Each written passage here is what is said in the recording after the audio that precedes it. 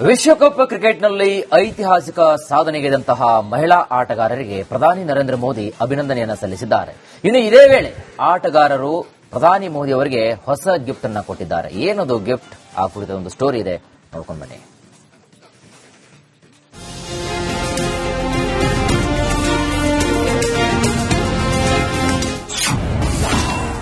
ವಿಶ್ವಕಪ್ ಗೆದ್ದು ವೀರವನಿತೆಯರ ಸಾಧನೆ. ಕ್ರಿಕೆಟ್ ಕಣ್ಮಣಿಗಳಿಗೆ ಪ್ರಧಾನಿ ಮೋದಿ ಅಭಿನಂದನೆ.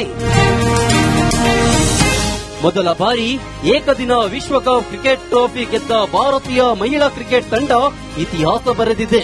ಇದರ ಬೆನ್ನಲ್ಲೇ ನವದೆಹಲಿಯ ಪ್ರಧಾನಿ ನಿವಾಸಕ್ಕೆ ಭೇಟಿ ನೀಡಿದ ಮಹಿಳಾ ಆಟಗಾರರನ್ನು ಮೋದಿ ಹಾಡಿ ಹೊಗಳಿದ್ದಾರೆ.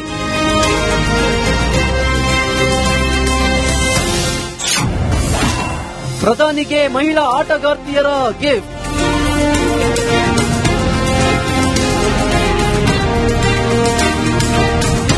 ಮಹಿಳಾ ವಿಶ್ವಕಪ್ ಫೈನಲ್ ಪಂದ್ಯದಲ್ಲಿ ದಕ್ಷಿಣ ಆಫ್ರಿಕಾ ತಂಡವನ್ನು 52 ರನ್ಗಳಿಂದ ಮಣಿಸಿದ್ದ ಭಾರತ ವನಿತಾ ಪಡೆ ಮೊಟ್ಟ ಮೊದಲ ಬಾರಿಗೆ ಚಾಂಪಿಯನ್ ಪಟ್ಟ ಅಲಂಕರಿಸಿತ್ತು. ವಿಶ್ವಕಪ್ ಮುಗಿದ 3 ದಿನಗಳ ಬಳಿಕ ಮಹಿಳಾ ಪಡೆ ಪ್ರಧಾನಿ ಮೋದಿಯವರನ್ನು ಭೇಟಿಯಾಯಿತು. ಇದೇ ಸಂದರ್ಭದಲ್ಲಿ ಎಲ್ಲ ಆಟಗಾರ್ತಿಯರು ಸಹಿ ಮಾಡಿರುವ ನಮೋ ಎಂಬ ಹೆಸರಿದ್ದ ಜರ್ಸಿಯನ್ನು ಗಿಫ್ಟ್ ರೂಪದಲ್ಲಿ ನೀಡಿದ್ರು.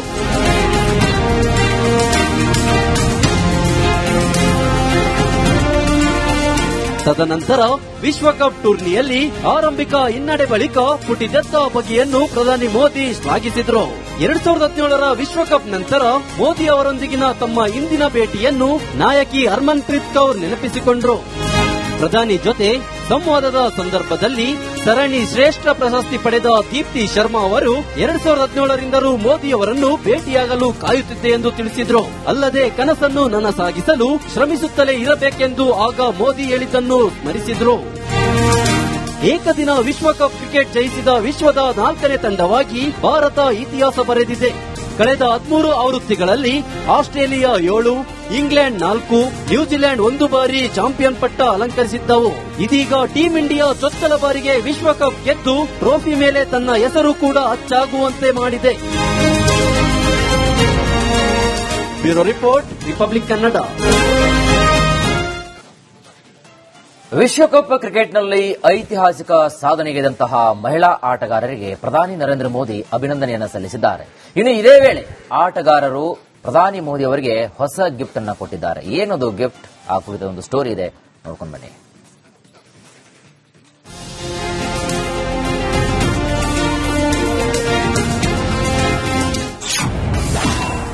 ವಿಶ್ವಕಪ್ ಗೆದ್ದು ವೀರವನಿತೆಯರ ಸಾಧನೆ.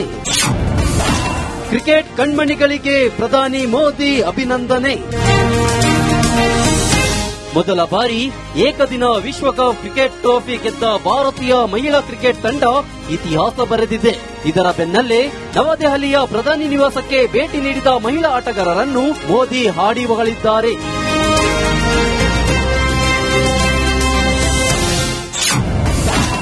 ಪ್ರಧಾನಿಗೆ ಮಹಿಳಾ ಆಟಗಾರ್ತಿಯರ ಗಿಫ್ಟ್.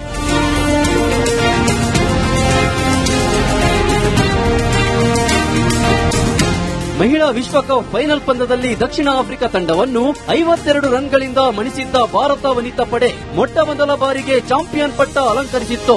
ವಿಶ್ವಕಪ್ ಮುಗಿದ 3 ದಿನಗಳ ಬಳಿಕ ಮಹಿಳಾ ಪಡೆ ಪ್ರಧಾನಿ ಮೋದಿಯವರನ್ನು ಭೇಟಿಯಾಯಿತು. ಇದೇ ಸಂದರ್ಭದಲ್ಲಿ ಎಲ್ಲ ಆಟಗಾರ್ತಿಯರು ಸಹಿ ಮಾಡಿರುವ ನಮೋ ಎಂಬ ಹೆಸರಿದ್ದ ಜರ್ಸಿಯನ್ನು ಗಿಫ್ಟ್ ರೂಪದಲ್ಲಿ ನೀಡಿದ್ರು.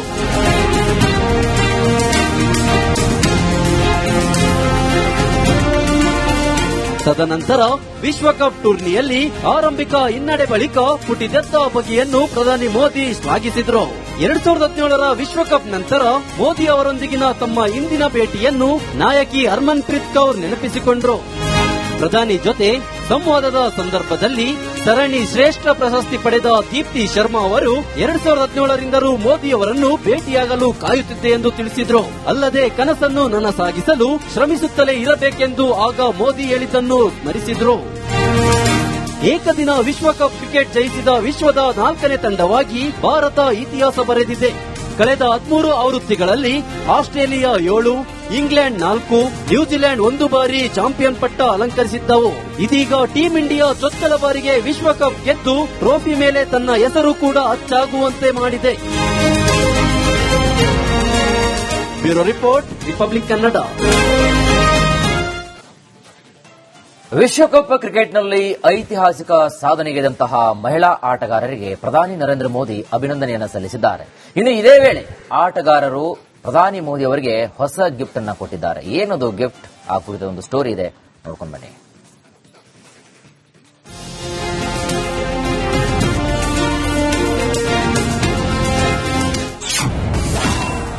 ವಿಶ್ವಕಪ್ ಗೆದ್ದು ವೀರವನಿತೆಯರ ಸಾಧನೆ.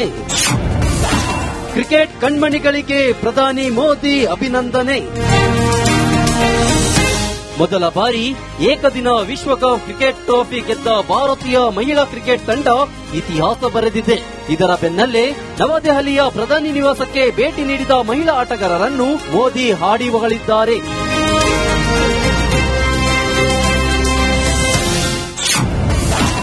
ಪ್ರಧಾನಿಗೆ ಮಹಿಳಾ ಆಟಗಾರ್ತಿಯರ ಗಿಫ್ಟ್.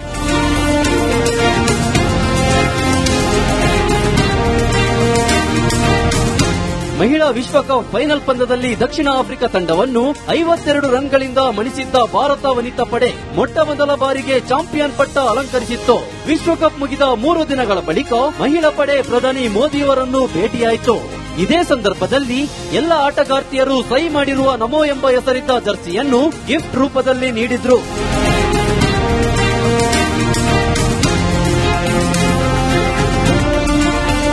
ತದನಂತರ ವಿಶ್ವಕಪ್ ಟೂರ್ನಿಯಲ್ಲಿ ಆರಂಭಿಕ ಹಿನ್ನಡೆ ಬಳಿಕ ಪುಟಿದೆದ್ದ ಬಗೆಯನ್ನು ಪ್ರಧಾನಿ ಮೋದಿ ಶ್ಲಾಘಿಸಿದ್ರು. 2017ರ ವಿಶ್ವಕಪ್ ನಂತರ ಮೋದಿ ಅವರೊಂದಿಗಿನ ತಮ್ಮ ಇಂದಿನ ಭೇಟಿಯನ್ನು ನಾಯಕಿ ಹರ್ಮನ್ಪ್ರೀತ್ ಕೌರ್ ನೆನಪಿಸಿಕೊಂಡ್ರು. ಪ್ರಧಾನಿ ಜೊತೆ ಸಂವಾದದ ಸಂದರ್ಭದಲ್ಲಿ ಸರಣಿ ಶ್ರೇಷ್ಠ ಪ್ರಶಸ್ತಿ ಪಡೆದ ದೀಪ್ತಿ ಶರ್ಮಾ ಅವರು 2017ರಿಂದಲೂ ಮೋದಿ ಅವರನ್ನು ಭೇಟಿಯಾಗಲು ಕಾಯುತ್ತಿದ್ದೆ ಎಂದು ತಿಳಿಸಿದ್ರು. ಅಲ್ಲದೆ ಕನಸನ್ನು ನನಸಾಗಿಸಲು ಶ್ರಮಿಸುತ್ತಲೇ ಇರಬೇಕೆಂದು ಆಗ ಮೋದಿ ಹೇಳಿದ್ದನ್ನು ಸ್ಮರಿಸಿದ್ರು. ಏಕದಿನ ವಿಶ್ವಕಪ್ ಕ್ರಿಕೆಟ್ ಜಯಿಸಿದ ವಿಶ್ವದ 4ನೇ ತಂಡವಾಗಿ ಭಾರತ ಇತಿಹಾಸ ಬರೆದಿದೆ. ಕಳೆದ 13 ಆವೃತ್ತಿಗಳಲ್ಲಿ ಆಸ್ಟ್ರೇಲಿಯಾ 7, ಇಂಗ್ಲೆಂಡ್ 4, ನ್ಯೂಜಿಲೆಂಡ್ 1 ಬಾರಿ ಚಾಂಪಿಯನ್ ಪಟ್ಟ ಅಲಂಕರಿಸಿದ್ದವು. ಇದೀಗ ಟೀಂ ಇಂಡಿಯಾ ಚೊಚ್ಚಲ ಬಾರಿಗೆ ವಿಶ್ವಕಪ್ ಗೆದ್ದು ಟ್ರೋಫಿ ಮೇಲೆ ತನ್ನ ಹೆಸರು ಕೂಡ ಅಚ್ಚಾಗುವಂತೆ ಮಾಡಿದೆ. Bureau report, republic Kannada. ವಿಶ್ವಕಪ್ ಕ್ರಿಕೆಟ್ನಲ್ಲಿ ಐತಿಹಾಸಿಕ ಸಾಧನೆಗೈದಂತಹ ಮಹಿಳಾ ಆಟಗಾರರಿಗೆ ಪ್ರಧಾನಿ ನರೇಂದ್ರ ಮೋದಿ ಅಭಿನಂದನೆಯನ್ನು ಸಲ್ಲಿಸಿದ್ದಾರೆ. ಇನ್ನು ಇದೇ ವೇಳೆ ಆಟಗಾರರು ಪ್ರಧಾನಿ ಮೋದಿ ಅವರಿಗೆ ಹೊಸ ಗಿಫ್ಟ್ ಅನ್ನು ಕೊಟ್ಟಿದ್ದಾರೆ. ಏನದು ಗಿಫ್ಟ್? ಆ ಕುರಿತ ಒಂದು ಸ್ಟೋರಿ ಇದೆ, ನೋಡ್ಕೊಂಡು ಬನ್ನಿ.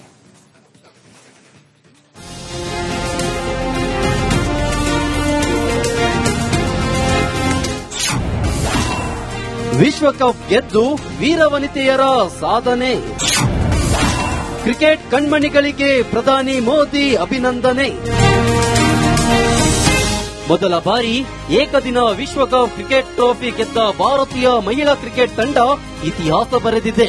ಇದರ ಬೆನ್ನಲ್ಲೇ ನವದೆಹಲಿಯ ಪ್ರಧಾನಿ ನಿವಾಸಕ್ಕೆ ಭೇಟಿ ನೀಡಿದ ಮಹಿಳಾ ಆಟಗಾರರನ್ನು ಮೋದಿ ಹಾಡಿ ಹೊಗಳಿದ್ದಾರೆ.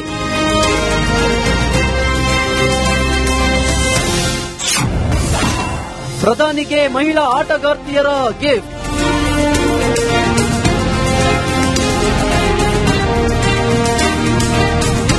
ಮಹಿಳಾ ವಿಶ್ವಕಪ್ ಫೈನಲ್ ಪಂದ್ಯದಲ್ಲಿ ದಕ್ಷಿಣ ಆಫ್ರಿಕಾ ತಂಡವನ್ನು 52 ರನ್ಗಳಿಂದ ಮಣಿಸಿದ್ದ ಭಾರತ ವನಿತಾ ಪಡೆ ಮೊಟ್ಟ ಮೊದಲ ಬಾರಿಗೆ ಚಾಂಪಿಯನ್ ಪಟ್ಟ ಅಲಂಕರಿಸಿತ್ತು.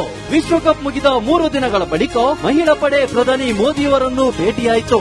ಇದೇ ಸಂದರ್ಭದಲ್ಲಿ ಎಲ್ಲ ಆಟಗಾರ್ತಿಯರು ಸಹಿ ಮಾಡಿರುವ ನಮೋ ಎಂಬ ಹೆಸರಿದ್ದ ಜರ್ಸಿಯನ್ನು ಗಿಫ್ಟ್ ರೂಪದಲ್ಲಿ ನೀಡಿದ್ರು.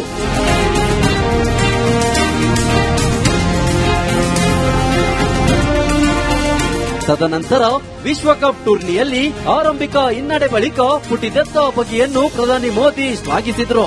2017ರ ವಿಶ್ವಕಪ್ ನಂತರ ಮೋದಿ ಅವರೊಂದಿಗಿನ ತಮ್ಮ ಇಂದಿನ ಭೇಟಿಯನ್ನು ನಾಯಕಿ ಹರ್ಮನ್ಪ್ರೀತ್ ಕೌರ್ ನೆನಪಿಸಿಕೊಂಡ್ರು.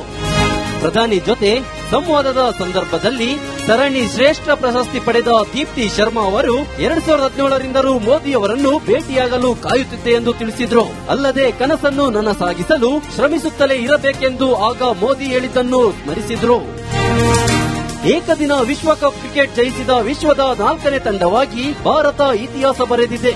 ಕಳೆದ 13 ಆವೃತ್ತಿಗಳಲ್ಲಿ ಆಸ್ಟ್ರೇಲಿಯಾ 7, ಇಂಗ್ಲೆಂಡ್ 4, ನ್ಯೂಜಿಲೆಂಡ್ 1 ಬಾರಿ ಚಾಂಪಿಯನ್ ಪಟ್ಟ ಅಲಂಕರಿಸಿದ್ದವು.